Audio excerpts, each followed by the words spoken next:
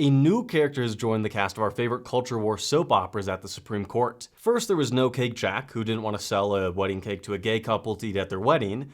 And then there was No Website Lori, who, despite never being asked to make a gay wedding website, decided to sue the Supreme Court and won. And now there's No Therapy Kaley. Let me explain. The right-wing legal groups have found their next conservative fake victim. This time a sweet, innocent Christian therapist who God told to do conversion therapy. But unfortunately, the evil woke Colorado government banned God's chosen treatment, which just so happens to be objectively harmful and potentially life-ending, also known as conversion therapy on minors. I want to give you a behind-the-scenes look at how right-wing legal groups manufactured a victim, played the victim, and are now launching a multi-million-dollar PR campaign to warp public narrative. Let's talk today about the upcoming Supreme Court case, Chiles v. Salazar, whose therapy practice is about an hour from my house. Let's dive into today's case. If you're a fellow creator or want to learn more about this case, I made an infographic link down below so that you can learn about this case and how to talk about it. Because entities in this case are well known to sue over talking about these topics, I want to give a quick legal disclaimer. All the research for this case is my good faith research as somebody with limited time. That being said, I'm giving a lot of opinions and a lot of things out there that you should double check yourself. In the late 2010s, Colorado joined with dozens of other states to protect religious kids by banning conversion therapy. Even in conservative religious states like Utah, this push was bipartisan and it was actually completely unanimous. Voters realized conversion therapy was causing their kids lifelong psychological harms, or even worse, taking their own lives, after conversion therapists used this medically discredited practice across their states. But from day one, these conservative legal groups, funded in part by billionaire donors who want to end regulations, got to work trying to find useful idiots to distract voters from the actual issues. To understand how they manufactured a victim, we first need to know what Colorado's law even is. It's an incredibly short law, largely adding 2 total paragraphs of text to various Colorado statutes. This law specifically applies to licensed individuals who are working with minors. This isn't about what pastors can say, what life coaches can do, or what adults can ask for with their licensed therapist. This law defines conversion therapy as a practice or treatment for minors that, quote, attempts or purports to change an individual's sexual orientation or gender identity, unquote. It doesn't bar anything related to the exploration of these experiences or reducing illegal behavior or how to live out a conservative view of celibacy. Just to clarify before we get deeper into this law, this 2-paragraph law only bans licensed counselors from saying, like, in 4 sessions of 197 we can make your kid straight, or walking into a therapy session with an ironclad plan to make little Jimmy no longer want to kiss boys. This law is actually pretty reserved. Like, I personally wish it went further, but no, it's very narrow. When a reasonable law protecting vulnerable people passes, you're guaranteed to hear these conservatives screaming victim. Is this hyperbolic? Well, kind of, but not really. After Colorado's conversion therapy ban for minors passed, groups like the Alliance Defending Freedom started knocking like door to door to find a fake victim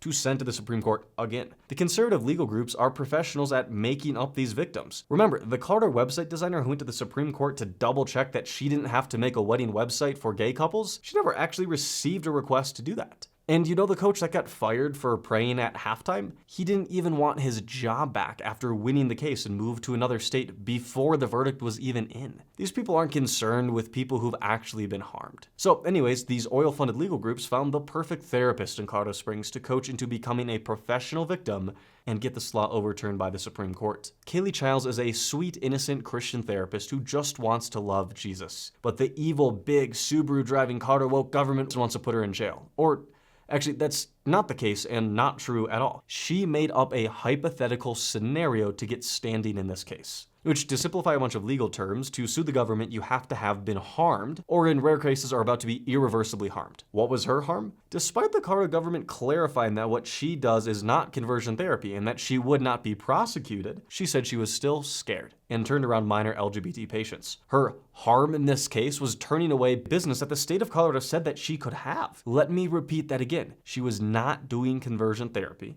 and told by the state that she would not be prosecuted because she wasn't breaking laws. Now you see why this case, I think, in my opinion, fits into this narrative of professional victims that these legal groups are spinning out of thin air and sending them right to the Supreme Court. After having read dozens of documents on this Supreme Court case in challenging Colorado's conversion therapy law for minors, lawyers are seeing the central question emerging from this is, can state legislatures pass laws regulating licensing bodies to ban objectively harmful and deadly therapeutic inventions? Because these right-wing legal groups have a weak case, they've been spending millions of dollars to change what this case is about. So let's see what they say in their public release. The The headline reads, quote, "This Christian counselor is fighting for her right to speak freely in a case that could affect all Americans," unquote. First, her being a Christian has nothing to do with this case. They frame this as an innocent lone Christian versus big bad Subaru driving Colorado government. It's entirely a lie. She's represented by these well-funded slush fund legal groups that you can get a case overturned with for the right price point. And two, her right to speak freely? Honey, she could go to the KKK rally in her free time or marry into the Westboro Baptist Church without breaking this law. She can say whatever she wants in her free time. If a plumber lies to your grandma about needing 35 hot water heaters, that's not free speech. If your doctor sends a snapshot of your health records to the New York Times, that's not free speech. Heck, gay teachers can't even put a wholesome photo of their spouse on their desk under Florida Regulators Act, but that doesn't affect the First Amendment? And then this idea of it could affect all Americans. Is every American a master's degree holding state licensed individual speaking 24/7 in their official capacity? No. This law does not affect all Americans. Conversion therapy can affect all minors, but bylaws for regulated fields don't affect everyone definitionally. Next, it starts their press release by saying, quote, "Counselors help guide their clients through some of the most personal, private struggles and hardships. The government has no business forcing itself into these conversations," unquote. Do you see why I think this is all so bad faith? Yes, licensing boards regulate license holders. Breaking news. This would be like framing a law ending big pharma corruption by saying,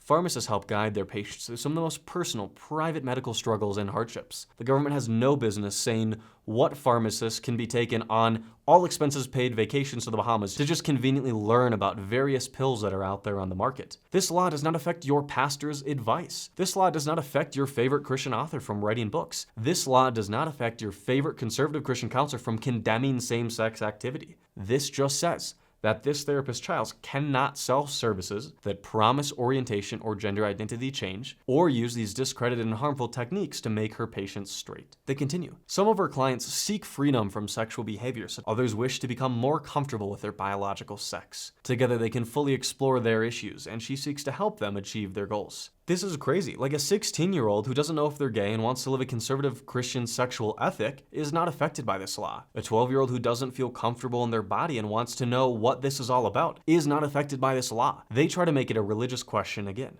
Quote, "Many of Kaley's clients share her Christian faith. As opposed to other counselors with a secular worldview, they want counseling that is informed by and respects their common Christian convictions," unquote. This annoys me on so many levels. Like I promised, we'll talk all about this in the next section. But a biblical sexual ethic, or a conservative Christian worldview, or a Jesus-loving lifestyle has nothing to say about the diagnosis and treatments of mental health conditions. The pathology and medical treatment of same-sex attraction and gender dysphoria is not a religious question answered by the Bible that I have literally right here, or the Catechism of the Catholic Church right here. We'll get into this once again in the next section on how this actually destroys churches and families. But these legal groups know that if they make this into a transitioning minors argument, they'll have a lot of the country supporting them. So they make this next section up whole cloth. Quote, "Colorado censors counselors who reject gender ideology," unquote. No, you could reject gender ideology and still not break this law. In fact, many conservative therapists here do. And then they continue, quote, "Colorado legislators passed a law in 2019 that targets the speech of counselors, specifically in private conversations with clients about gender identity," unquote. Once again, I just have to say that this is like saying HIPAA laws target the speech of doctors, specifically in private conversations with their friends about their patients at work. They try to make this a don't trans random children off the street angle in the next section, even though that's not what this law is about. Quote, "The law bars licensed counselors from saying anything to clients under the age of 18 that attempts, purports to change an individual's ...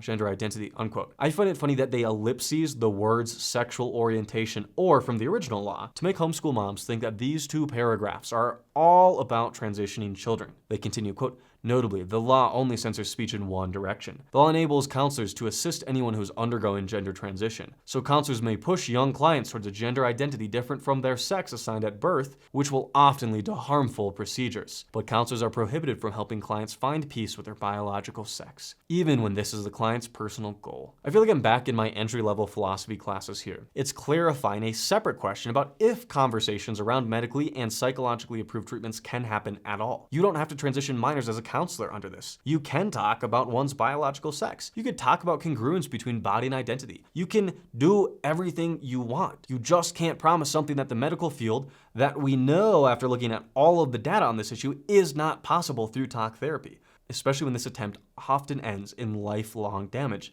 that kids don't know what they're getting into. When a case goes to the Supreme Court, anyone from the public can submit a letter to the court to read. But do you recognize the name Joseph Nicolosi? He's the godfather of conversion therapy. Well, technically he'll sue me if I tell you that, and also technically that's his dad. And what do these, in my opinion, leeches do? They make a quick buck by trying to convince vulnerable Christians that their brand name therapy, it's literally trademarked and they defend that in court, as authentic Christian teaching. There's a whole long backstory of a few dozen other people that you can learn about. But I want to focus today on this guy who's leading the conversion therapy lobby in 2025. In the late 19th century, the atheistic psychologist Sigmund Freud came up with the idea that our psychology is drastically affected by the role our parents had in our life growing up. This concept is borrowed by early conversion therapists and eventually laundered, some even allege stolen, and then popularized by Joseph Nicolosi in the 20th century. Nicolosi was the founder of a trademark therapy called reparative therapy, which provided a grand reason why people become gay. Daddy issues. I need like 35 asterisks in every step of this explanation, and this is probably going to play in court one day, but my assessment after reading all of his books is something along the lines of, in early life, a boy experiences some disruption to a sense of masculinity. This could be due to trauma, assault, bullying, or other certain kinds of imagery online. This disruption causes the boy to feel disconnected from his own internal sense of masculine identity, and as he grows, he no longer feels masculine in himself. The boy's psyche transforms admiration or longing for other boys' masculinity into sexual attraction, essentially trying to reclaim his own masculinity with a reparative drive. And according then to this theory, if you go to their literally trademark type of therapy, they're just going to work on generic trauma responses to all of the memories that you have. And as a byproduct, and one that they brag about a lot on their website, you're probably going to become straight as a byproduct. Even though they claim to not be selling you on becoming straight, they sure do talk a lot about it on their website. And doesn't all of this sound simple? Right? The only problem is that this is not what the research on this issue shows. Nicolosi was run out of town by credible research institutions and ended up setting up his own organization with his definitely 100% not conversion therapy colleagues to publish their own research because the science was so bad, in my opinion, as Nicolosi Sr. continued his career in practice, talking to bishops, priests, pastors, teachers, and more about his literally trademarked therapy as actually super Christian. This conversion therapist also wrote a book called A Parent's Guide to Preventing Homosexuality, and his own son who you know what, never mind. And he inherited the family, in my opinion, conversion therapy business, which in case this plays in court one day, I think that's really funny in my own personal capacity. Anyways, this theory of being able to get rid of homosexual attractions or gender dysphoria by unknowingly subjecting people to trauma therapy, weird church retreats of men all sleeping together on weekends, and awfully fruity Bible studies got lodged deep into the minds of conservative Christians who didn't like gay people. Even though this literally has nothing to do with Christianity, right? Because whatever you think about homosexual activity or biblical ethics or transgender whatever, your religion has nothing to say on the medical research on causes of these things and the various modalities of therapy and medical procedures for this. Condemning a behavior because of a church teaching is different than saying, I can change you for only $300 a session for the course of multiple years. There's plenty of conservative Christian therapists who will actually oppose conversion therapy because they know that it harms and alienates people from their families and their faith. But how do these conversion therapy lobbies pull off a trick to get these conversion therapists involved? The United States Council of Catholic Bishops are not psychological researchers and able to read meta-analyses on this issue. And so when someone brings to them religious-sounding arguments devoid of empirical evidence, the Catholic bishops just sign off on the thing. They actually wrote a brief to the court that's full of factual inaccuracies about this case, gross misrepresentations of in-depth research, and completely devoid of church teaching. But you get a career boost, and all the other churches listen if you can hoodwink the religious leaders. Good career move if you're actually listening at home. In the United States Council of Catholic Bishops' preamble to their amicus brief to the Supreme Court, they say, everyone in contemporary society must engage with this debate as they determine how to live. And regardless of what their individual convictions on this topic may be, people frequently seek professional counseling to clarify their views and to help align their lives accordingly. Unquote. Have these people even read this case? Look, if I'm gay and I don't want to act on it, I can still go to therapy and have a therapist help me clarify my worldview and help me align my behavior with my moral ideals of not sleeping with men if I'm a traditional Catholic. Quote, just talking about things doesn't give the blanket right for a therapist to bill you for hooking your child up to an electroshock device, or for telling your child that he's gay because you failed to protect him as a father, or that if they just do enough trauma therapy on random childhood memories, they'll actually be straight.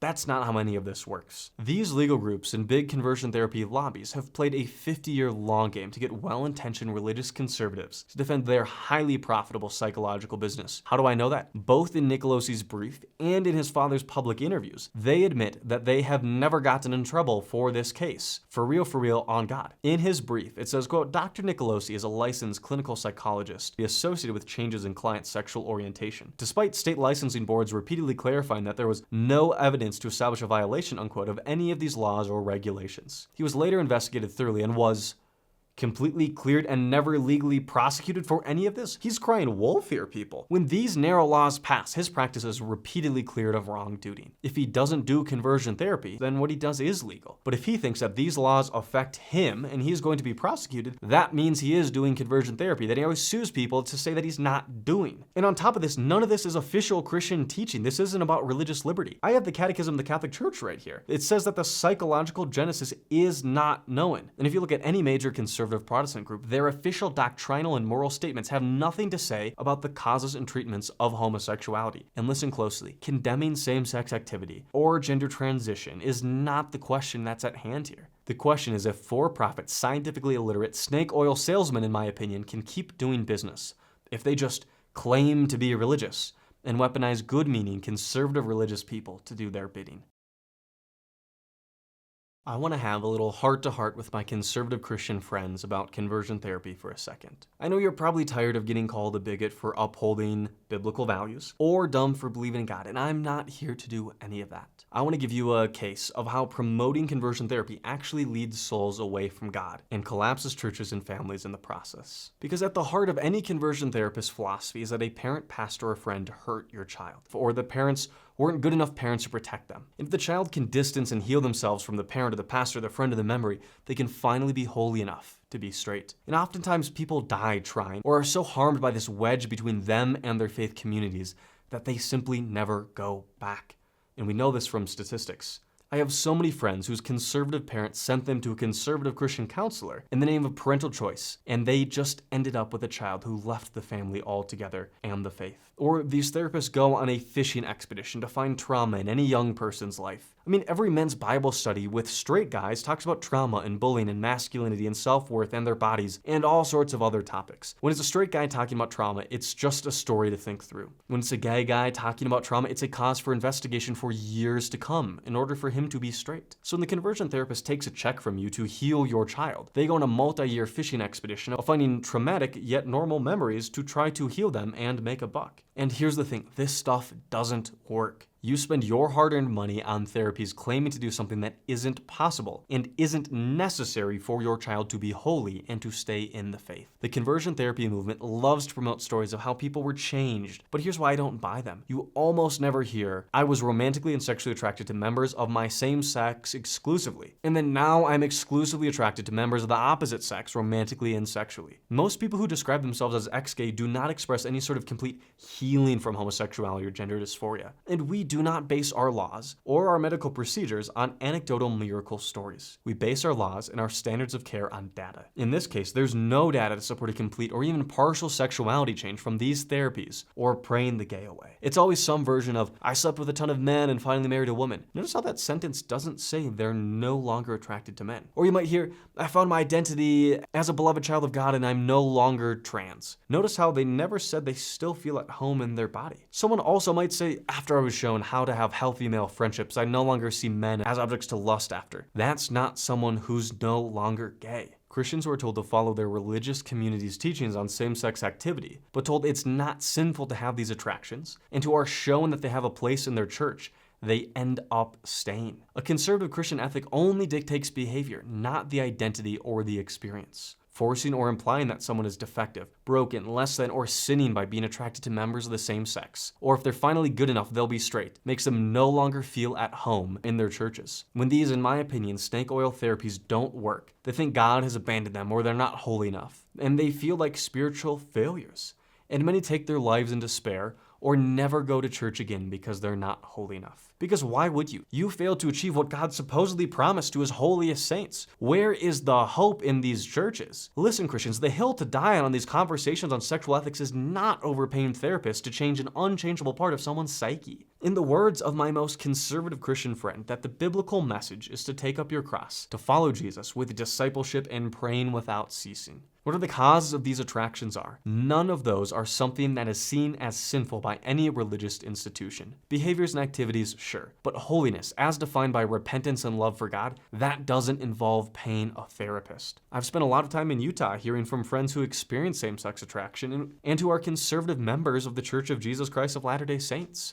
I also know a lot of Catholics and Protestants with same-sex attraction running this platform that I have. What I've seen is that a conservative state like Utah, who passed these bipartisan laws unanimously, they do a better job of healing religious teens and keeping them alive and also celibate according to their church's teachings. There are so many Mormons who experience same-sex attraction but are celibate because there's conferences, books, large support groups, and an industry of licensed therapists to help these people. By objective numbers, this conservative religious group keeps LGBT individuals within their value systems because kids know that if they admit to same-sex attraction, they're not going to be bullied, mocked, or sent to conversion therapy or seen as less than or unholy. And because they can talk openly and safely about these attractions, they stay religious and live in accordance to their religious values of not being gay at the end of the day. So if you're a conservative Christian, you would want to be for these conversion therapy bans. And for all this talk about protecting kids from allegedly experimental treatments with lifelong complications that children can't consent to, we gotta talk about conversion therapy here. Your 14-year-old cannot make informed consent about an uninformed treatment that's discredited, unregulated, objectively harmful, even ending in suicidal ideation, lifelong shame, and not feeling worthy of going to church or being in your family. I get that a child dropping a big statement like "I'm gay" or "I'm trans" can be scary for some parents, but a biblical solution does not entail letting discredited psychologists take your money and make a promise that we objectively know will not happen. And we need to realize that the other victims in this scenario are the parents. They're in a vulnerable state, a crossroads of their child sharing a piece of news that upends the parents' vision of their children's life and their faith, which is so important. These parents are promised that they can keep their children's soul safe without knowing the harms of this therapy or the high failure rate combined with this oh so high rate of harm. These bans are not affecting thousands of parents who know all of the medical research. What it's doing is helping parents that cannot wade through all this medical literature. And these kids who literally cannot consent to this get roped into something with therapists who smile, who sue to defend their practice, and end up harming kids at the end of the day. And look, I get it. I agree that therapists coercing teens questioning their sexuality or gender into an identity or lifestyle or ideology is bad too. These conversion therapy bans for minors are a two-way street. A therapist can't make a straight or questioning teen gay, or the opposite. Or if a teen says that they might not feel at home in their body but don't want to feel that way, the therapist can't walk your child directly down to the local sex change clinic after asking once. These bills are common sense safeguards to ensure that vulnerable teens and their families are not pushed in either direction. We want our teens to freely talk with their therapists, religious leaders, and families during this malleable time in their lives, without fear that they're being coerced into options, or that they're uncertain of these, or get sold on promises that are medically unproven as a result. Whether it's someone in the pew next to you, or the car seat in your minivan, or the teen sitting outside your office, there are so many Christians wondering in silence if they have a place in the body of Christ. They agree with all your theology and ethics and doctrine and want to live holy lives of celibacy. They just want to know that they have a seat at the table as a beloved child of God. They want to be holy, not go into debt and harming themselves over attractions they cannot control. This video has been a lot to produce, and there's so many more documents and testimony that I could bring to you. But luckily, I have a document linked down below, more about this case and how to talk about this with others. And I always like to end my episodes by saying things do get better. I know in my own journey of being somebody who is same-sex attracted in church, in a celibate lifestyle, in a traditional Catholic setting, always trying to figure out, will people figure out this secret part of me? Even though I'm living in accordance with church teaching, that gets very, very tough. And I just want to say that things do get better.